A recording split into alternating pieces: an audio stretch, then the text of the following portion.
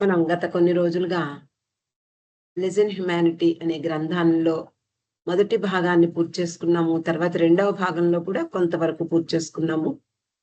అప్పుడప్పుడు ఇలా బాబా ఇచ్చినటువంటి అవకాశాన్ని వినియోగించుకుని 'లిజన్ హ్యుమానిటీలో' కొంచెం గంభీరమైనటువంటి విషయాలున్నాయి. వాటిని కొంచెం కొంచెంగా ఈరోజు కాకపోతే రేపైనా మనకు అర్థమవుతాయి. ఇలాంటి గంభీరమైనటువంటి విషయాన్ని ఈరోజు మళ్ళీ చదువుకునే ప్రయత్నం చేద్దాం. మనము అంటే కొన్ని రోజుల కిందట నిద్ర, మెలకువ ఈ cycle, cycle of sleep and awaken దీని గురించి మనం కొంత చదువుకున్నాం. కానీ గంభీరంగా ఉండేటటువంటి విషయంలో బాబా చెప్పింది మనం అంతా పూర్తిగా మర్చిపోయే ఉంటాం. నాతో సహా నేను అన్నీ మర్చిపోయే ఉంటాం. కాబట్టి మళ్ళీ ఒక్కసారి వెనక్కి వెళ్ళి కొంచెం గుర్తు చేసుకుని బాబా ఏం చెప్తున్నారో తెలుసుకుని మళ్ళీ ఈ రోజు విషయంలోకి వెళ్దాం. ఈ నిద్ర, మెలకువ అనేది మనకి సర్వసాధారణం. ఏ రోజు ఈ రెండింటిని విడివడి ఉండలేం మనం. అటు నిద్రైనా పోతూ ఉండాలి, లేదా మెలకువగానైనా ఉండాలి.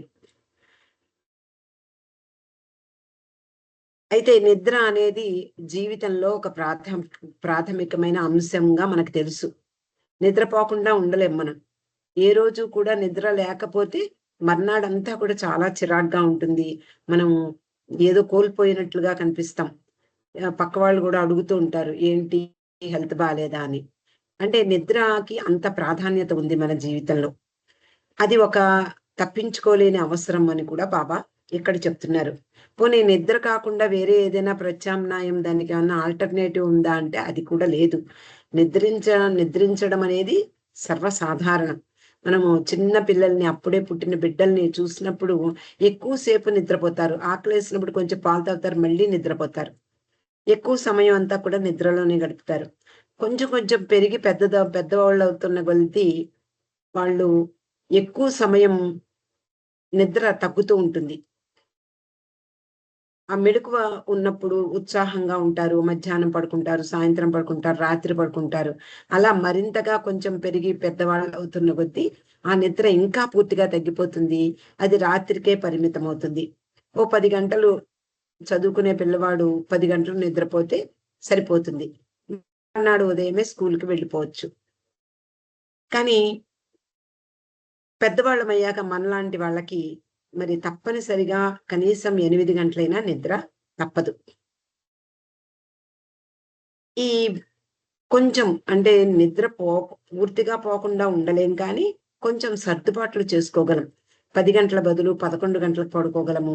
అలాగే ఉదయం 6 గంటలకు లేచే బదులు 4 గంటలకు లేవగలము. ఇలా కొంతవరకు మన అవసరాల్ని బట్టి సర్దుబాట్లు కూడా వీలవుతూ ఉంటుంది. కానీ ఎక్కువ కాలం పాటు నేను నిద్రపోను అంటే కూడా కుదరదు. అలాగే నేను నిద్రే పోతాను, ఓ 2 రోజులు నిద్రపోతాను అంటే కూడా కుదరదు. తప్పనిసరిగా నిద్ర అనేది కావాలి. అలాగే మెలకువ స్థితి కూడా మనం తప్పనిసరిగా తెచ్చుకోవాలి. కాబట్టి సాధారణంగా మానవులెవరు కూడా నిద్రకు దూరమై ఉండలేరు. అనేక శారీరకంగా అనేకమైనటువంటి రుగ్మతలు, అనేక ఆహ్, అనారోగ్యాలు వస్తూ ఉంటాయి. కాబట్టి అసలు ఈ నిద్ర, మెలకువ ఏమిటిది అని ఎవరినైనా డాక్టర్‌ని గాని, లేకపోతే ఎవరినైనా సాధారణమైన వ్యక్తుల్ని కానీ అడిగితే, మనస్సు అలసిపోతుంది కాబట్టి నిద్రపోవాలి అని సాధారణంగా చెప్తాం.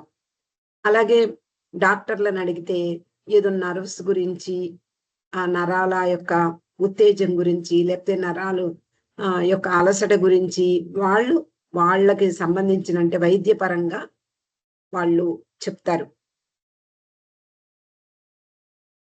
అయితే కొంతమంది ఏమంటారట, అసలు నిద్రే మెదడు యొక్క సహజ స్థితి. మధ్యలో మెలుకువొచ్చి మన పనులు మనం చేసుకుంటూ ఉంటాం. మళ్ళీ దాని సహజ స్థితిలోకి వెళ్ళిపోతూ ఉంటుంది అని కూడా కొంతమంది అభిప్రాయం. అయితే ఈ నిద్ర అనేది ఏమిటి? మెదడు యొక్క తప్పనిసరిగా మెదడు విశ్రాంతి తీసుకోవాల్సిన సమయంలో నిద్రలోకి జారిపోవడం అనేది సహజంగా సంభవిస్తుంది. అయితే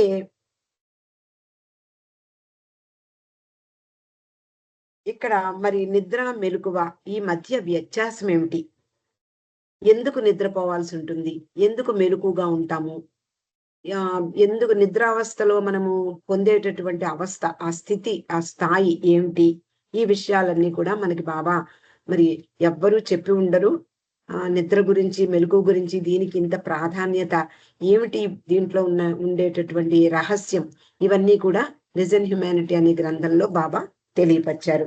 వాటిని కొంచెం కొంచెంగా తెలుసుకునే ప్రయత్నం చేద్దాం.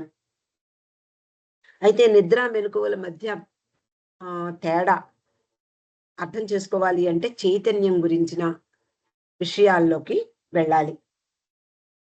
మనం ఉదయమే మెలకువగా ఉన్నప్పుడు అంటే మెలకువ వచ్చినప్పుడు మనస్సు అంతా కూడా చైతన్యవంతమైపోతుంది. మనస్సు యాక్టివ్ అయిపోతుంది.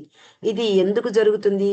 మనము మన ఆత్మ చుట్టూ చైతన్యం అనేది నిండి ఉంటుంది. ఏ ప్రాణికైనా ఈ చైతన్యం అనేది ఉంటుంది. అంటే ఎరుక. మనమెవరో ఇప్పుడు ఉదయం లేవగానే మనం ఎవరో మనకు తెలుసు. కొంచెం మెలుకువ వచ్చే స్థితిలో ఏదైనా దూర ప్రయాణం చేసి వచ్చినప్పుడు మనం ఒక్కసారిగా ఎక్కడ ఉన్నాం మనము అనేటటువంటి ఆహ్, ఆ డౌట్ మనకొస్తుంది. ఒక్కసారి ఆలోచిస్తాం. వెంటనే మనము ఎక్కడున్నామో తెలిసిపోతుంది. కళ్ళు తెరిచి చూసేటప్పటికల్లా మనం ఎక్కడున్నామో అర్థమైపోతుంది. ఓహో! మనము ఫలానా మనము అని మన పేరు, మన వ్యక్తిత్వము, మన పరిసరాలు, మన ఇల్లు, మన వాళ్ళు ఇవంతా మంది ఒక్కసారిగా మనకి మెలకువ స్థితి వచ్చేటప్పటికల్లా మనకి మనసులోకి వచ్చేస్తారు. ఆ తర్వాత మనం చేయవలసిన ఆ రోజు చేయవలసిన పనులేమిటి? తర్వాత ముఖ్యమైన పనులేమన్నా ఉన్నాయా? ఇలాంటివి కూడా ఆలోచనలు వచ్చేస్తూ ఉంటాయి. అయితే మరి ఈ చైతన్యం గురించినటువంటి విషయాలు మనకి ఈ ఈ వ్యాసంలో బాబా చెప్తూ ఉన్నారు. మరి ఈ చైతన్యం అనేది మనస్సు నిద్ర లేచినప్పుడు వెంటనే మనకి ఎరుక కలుగుతుంది. మనం ఎవరమో మనం తెలుసుకుంటాము. మనం ఎక్కడ ఉన్నామో తెలుసుకుంటాము. మన పరిసరాలు, మనకి సంబంధించినటువంటి వాళ్ళు వీళ్ళందరూ కూడా మన మనసులోకి వస్తారు. అయితే నిద్ర నిద్రలో ఏమవుతుంది? మనసు వ్యక్తం కాదు. మనసు నిద్రాణమై ఉంటుంది. అంటే మనసు నిద్ర స్థితిలో ఉంటుంది. అది వ్యక్తం కావాలి అంటే మెలకువ తెచ్చుకోవాలి. మెలకువ స్థితిలో ఈ చైతన్యం మన శరీరం ద్వారా వ్యక్తమవుతుంది. చైతన్యం అంటే ఎరుక. మనం ఎవరమో మనకు తెలుసు కదా! ఎరుక. కానీ మనమే నిజంగా ఎవరము? బాబా ఎప్పుడూ చెప్తూ ఉంటారు. మానవునిగా చైతన్యం పరిపూర్ణమయిన తర్వాత, మానవునిగా పుట్టిన తర్వాత నేను భగవంతుడు అనేటటువంటి జ్ఞానం కలగాలి.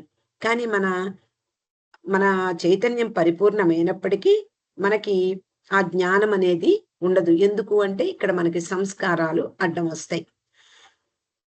కాబట్టి మెలకువ స్థితిలో ఉన్నా కూడా నేను ఫలానా, నేను ఫలానా అని చెప్పుకుంటూ ఉంటాం.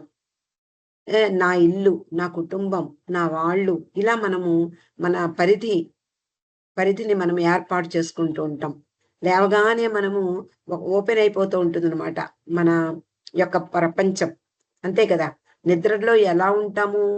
నిద్రలో మనము ఎలాంటి పరిస్థితిలో ఉన్నామో మనకు తెలీదు. అసలు ఎక్కడ ఉన్నామా? లేమా? అని కూడా మనకి తెలీదు. గాఢ నిద్రలో ఉన్నప్పుడు మనము ఎక్కడున్నాము? ఎవరము? ఈ స్థితి అంటే ఈ ఎరుక అనేది ఉండదు. కాబట్టి ఈ శరీరం ద్వారా చైతన్యం వ్యక్తం అవ్వాలి అంటే మనసు మేలుకోవాలి.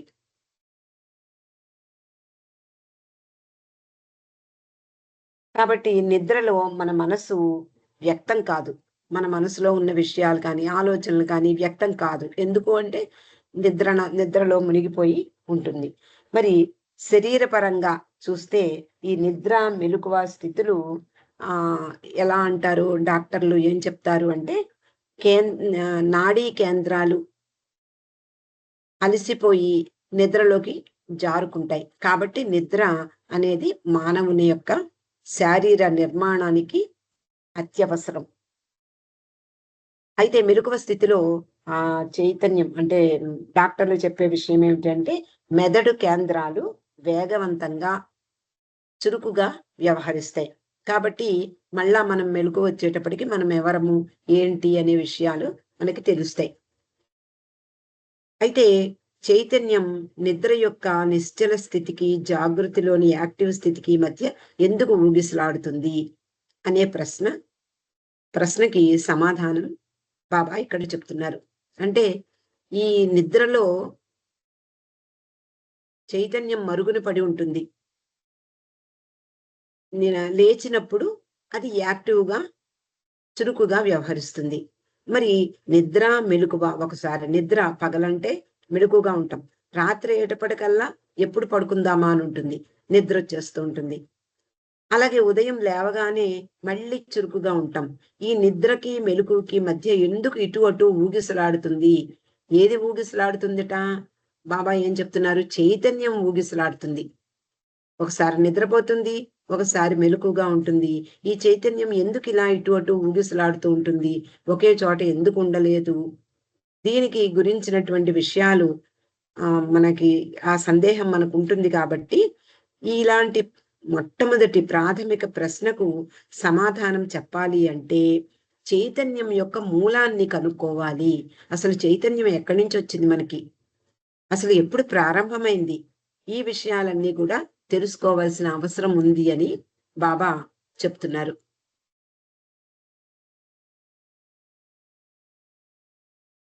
ఒక్కసారి భగవంతుడు ఆది పరాత్పర పరబ్రహ్మ స్థితికి ఒకసారి బాబా తీసుకువెళ్తున్నారు. గాడ్ స్పీక్స్ మనం అందరం కూడా వినే ఉన్నాం. ఎప్పటికప్పుడు మర్చిపోయినా కొన్ని కొన్ని విషయాలు బాగా బలంగా మన మనసులో నాటుకుంటాయి.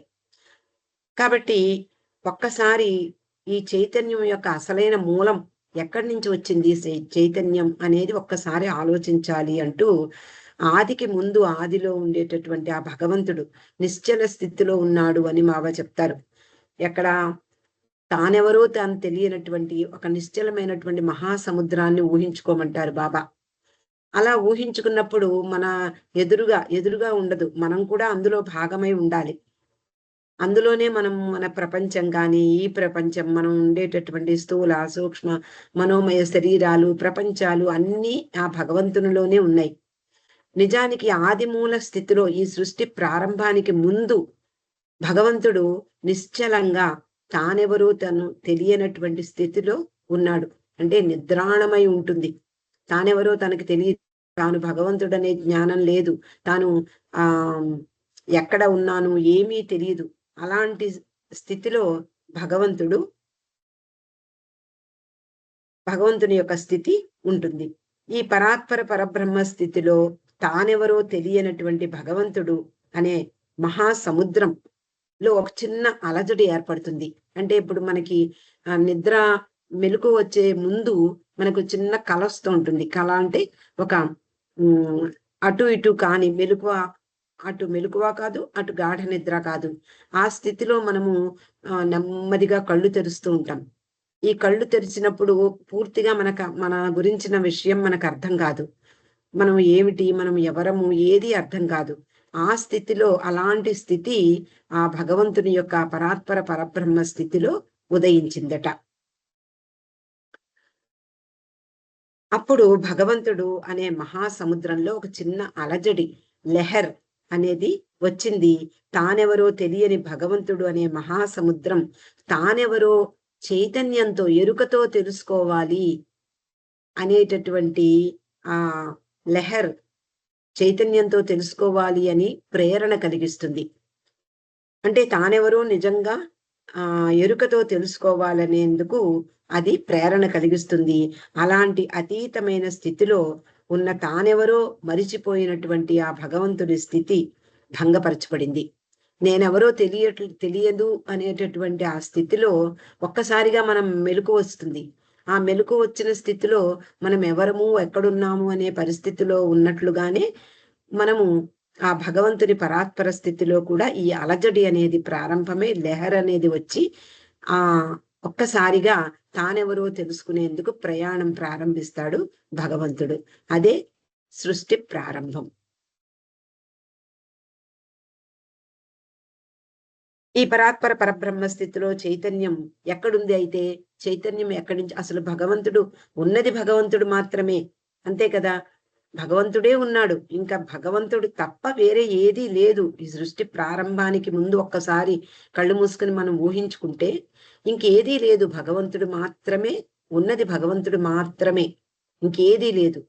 అలాంటి స్థితిలో ఈ చైతన్యం అనేది ఎక్కడుంటుంది? ఎరుక అనేది ఎక్కడి నుంచొస్తుంది? పైనుంచి ఏం రాదు గదా! ఉన్నది భగవంతుడే.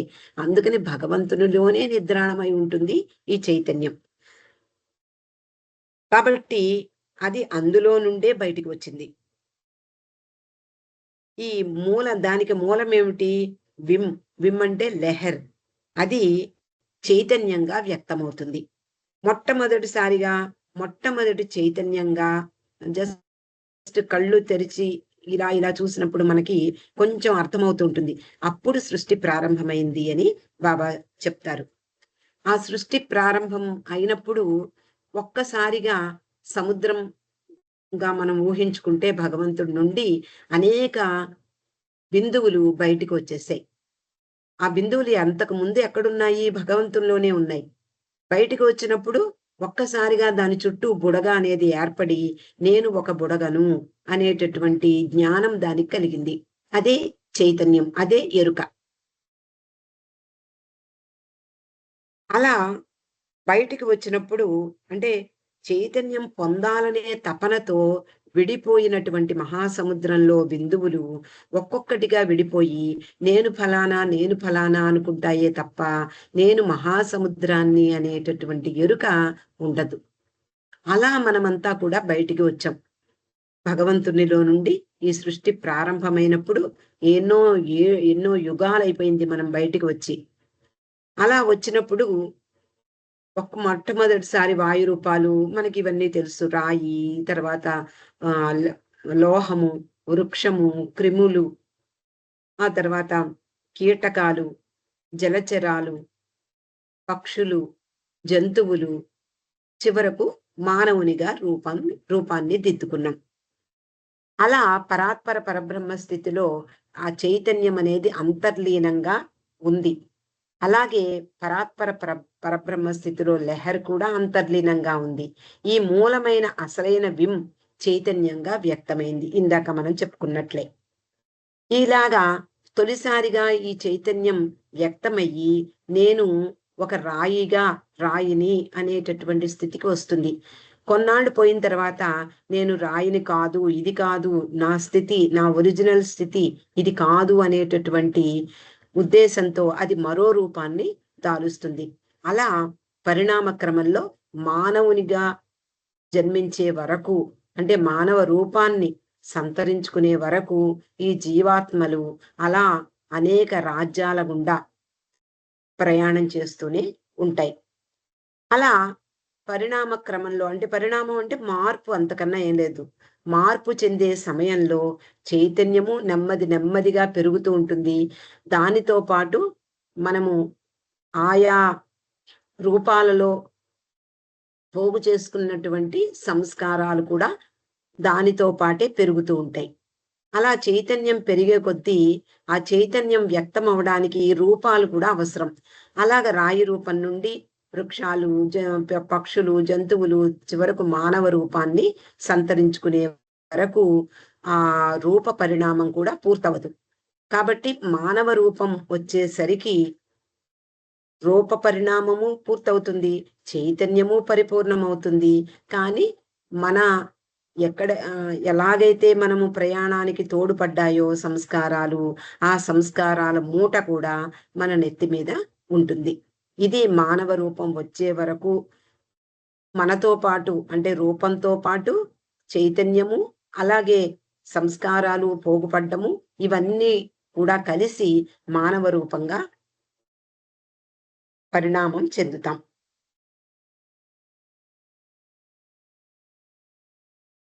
అలా చైతన్యం పరిపూర్ణమైనటువంటి వ్యక్తి ఏమనాలి? నేను భగవంతుణ్ణి. మరి చైతన్యం పరిపూర్ణమైపోయింది. చైతన్యంతో పాటు తన్ను తాను తెలుసుకోవాలని భగవంతుని ప్రయాణం ఇదంతా కూడా. మరి ఆ భగవంతుని ప్రయాణంలో చైతన్యం పరిపూర్ణమైనప్పుడు నేను భగవంతుణ్ణి అని తెలుసుకునే అవకాశం ఎందుకు లేదు మానవునిగా వచ్చినప్పుడు? ప్రతి మానవుడు కూడా నేనే భగవంతుడినని ఎందుకు చెప్పలేకపోతున్నాడు? ఉన్నటువంటి ఆ సంస్కారాలు అలాంటివి.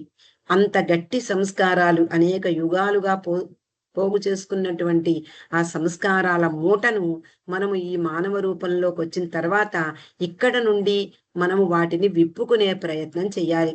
అంటే సంస్కారాలను దూరం చేసుకునే ప్రయత్నం చెయ్యాలి. అప్పుడే ఎరుకతో నేను భగవంతుడను అనేటటువంటి స్థాయికి మనం వెడతాం. కాబట్టి ఈ ఎరుక లేకుండా అంటే ఈ చైతన్యం పరిపూర్ణమైనప్పటికీ నేను భగవంతుణ్ణి అని ఎందుకు చెప్పలేకపోతున్నాము అంటే ఈ సంస్కారాల కారణంగా. ఈ సంస్కారాల కారణంగానే మనలో నిరాశ, పరిమితత్వం, నేను ఫలానా అంతే, నేను ఈ మనిషిని మాత్రమే, ఈ వ్యక్తిని మాత్రమే, నా ఇల్లు ఇంతే, ఈ పరిమితమే, నేను నిలబడి ఉన్నటువంటి ఆ ప్రదేశమే నాది అనేటటువంటి స్థితికి వచ్చి నిజమైన సత్యాన్ని గ్రహించలేకపోతున్నాం. అంతేకాకుండా మనలో నిరాశ పెరిగిపోతూ ఉంటుంది. ఎప్పటికీ ఎప్పుడు ఎప్పుడు భగవంతునిలో ఏకమవుతాం? ఎప్పుడు మన గమ్యాన్ని చేరుకుంటాం? అని మనం పరిమితత్వంతో పాటు మనం మనకిగా అంటే ఒక మానవునిగా ఒక ఒక 5 అంగుళాలు, 6 అంగుళ 5 అడుగులు, 6 అడుగులు ఇలా ఒక మనిషిగా రూపొందిన తర్వాత చైతన్యం పరిపూర్ణమైనప్పటికీ కూడా మనము మన నిజ స్థితిలోకి వెళ్ళలేకపోతున్నాం. మరి ఈ పరిణామ క్రమంలో ఎంతో శ్రమతో ఏర్పడినటువంటి మరపు అనేటటువంటి మహాసముద్రాన్ని మనం మరిచిపోయి దూరంగా వచ్చేసాం. భగవంతుడికి ఎంతో దూరంగా వచ్చేసాం. ఇంకా ఆ మరుపు కొనసాగుతూనే ఉంది. మనం భగవంతుడను అనేటటువంటి ఎరుక మనకి కలగలేదు. అలాంటి పరిమిత స్థితిలోనే ఉంటున్నాం.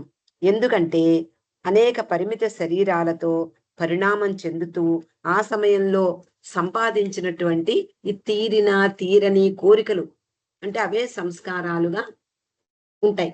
వాటికి సంబంధించిన లెక్కలేనన్ని సంస్కారాలతో మన చైతన్యం, మన మనస్సు నిండి ఉంటుంది.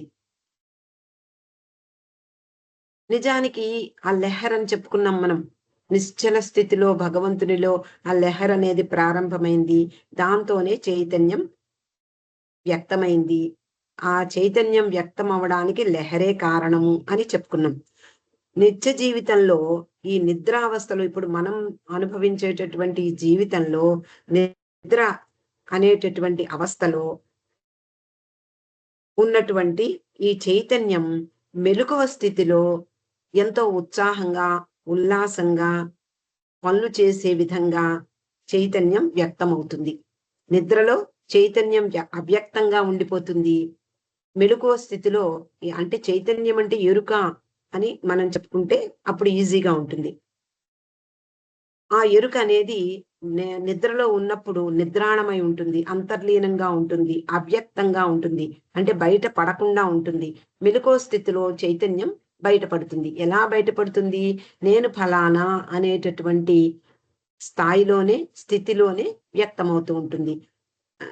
ఒక నిజానికి ఈ పరిణామ క్రమంలో చైతన్యం పరిపూర్ణమైనప్పుడు నేను భగవంతుణ్ణి అని చెప్పుకోవాల్సింది పోయి నేను ఫలానా అంటూ అది బయటికి వ్యక్తమవుతుంది.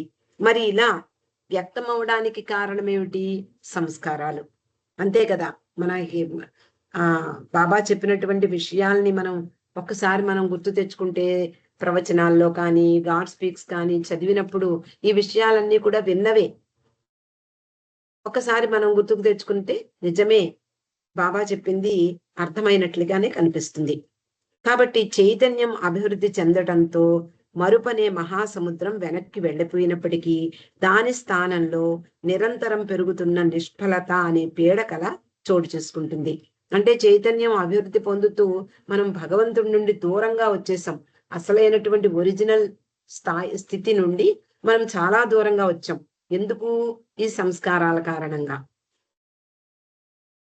అప్పుడు మనకి ఈ దురదృష్టం ఏమిటి అంటే, ఈ సంస్కారాల్ని వదిలించుకునే ప్రయత్నం ఇప్పటి నుంచి చెయ్యాలి.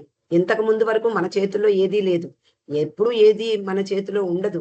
కానీ ఇప్పుడు మనకొక ఒక ఆహ్, ఏమంటారు విచక్షణ అనేది మనకి తెలుస్తుంది. మంచి, చెడు, ఏది మంచి, ఏది చెడు, ఏది చేయకూడదు, ఏది చెయ్యాలి, ఏది తలంచుకోవాలి, ఏది తలంచకూడదు, ఏది ఆలోచించాలి, ఏది ఆలోచించకూడదు. ఇవన్నీ మనకి ఆహ్, ఆ జ్ఞానం అనేది ఉంటుంది. కాబట్టి ఈ పీడకల అనేటటువంటి జన్మ పరంపరల్లో దాన్ని మనము నెమ్మది నెమ్మదిగా ఈ సంస్కారాల్ని మనం తగ్గించుకునే ప్రయత్నమే మనం చేస్తూ ఉన్నాం. మనకు తెలిసినా తెలియకపోయినా. కాబట్టి పరిమితమై ఉన్నటువంటి ఈ మానవ జన్మలు నిస్సహాయతతో బంధించే కోరికలతో, సంస్కారాలతో నిండి ఉన్నప్పుడు మనమంటే మనము అంటే ఆ నిజ స్థితి మనకు తెలియకుండా మరుగున పడి ఉంటుంది.